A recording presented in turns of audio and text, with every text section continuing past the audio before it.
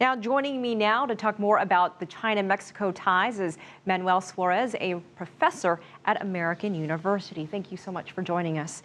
Good evening. This is the second time in just a few months that the leaders of these two countries have met.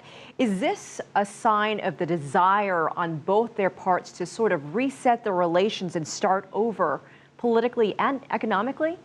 I believe so. I think that there's a deep desire to recast the relationship, which is immediate in relation to the size of both countries. If you look at China, in the rest of Latin America, they have a very sizable presence. In Mexico, it's nothing. In terms of investment, even in terms of trade, although Mexico imports a lot from China, but exports very little to China.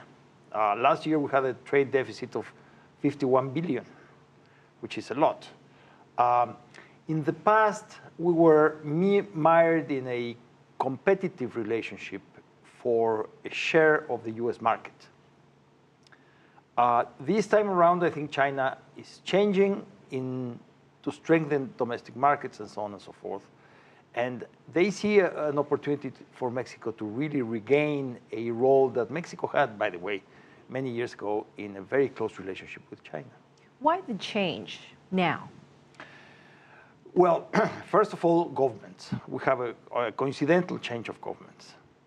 The emphasis of the new Chinese administration and the emphasis of the new Mexican administration go very much hand in hand in prioritizing trade and investment rather than other topics.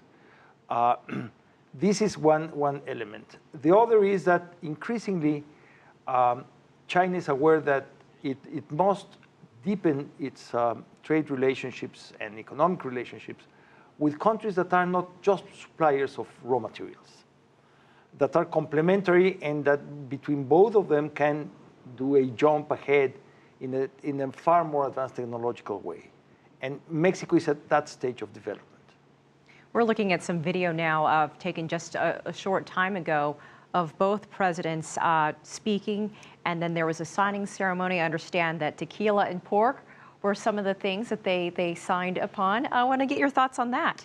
Yes, we've been complaining at the WTO that China has had some, let's say, tricky policies in order to slow down imports from Mexico of stuff like pork, tequila, and other products.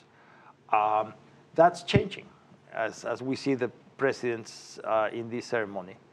I think that there's a role for a much deeper relationship. And the flagship of that can be the Mexican oil company, Pemex.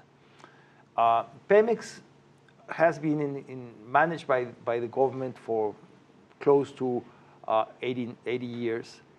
Since it was expropriated from British and American interests. It was very successful for many years, but it has been in trouble, basically technologically speaking. They don't have the technology to go deep enough where we know the oil is, and for other activities like fracking and so on and so forth. So strategic alliances with China that does have the technology and the know-how can be very useful, because then we can really ramp up our exports, and we are a Pacific nation. So we have the facilities to do it right away, as we did for 3 centuries, by the way, in the management of the relationship between China, the Philippines, and Spain through Mexico. Well, and we have another busy day ahead tomorrow, so can't wait to see what happens there. All right, Manuel Suarez, we appreciate your time and your insight. Thank you for joining us. Thank you, Elaine.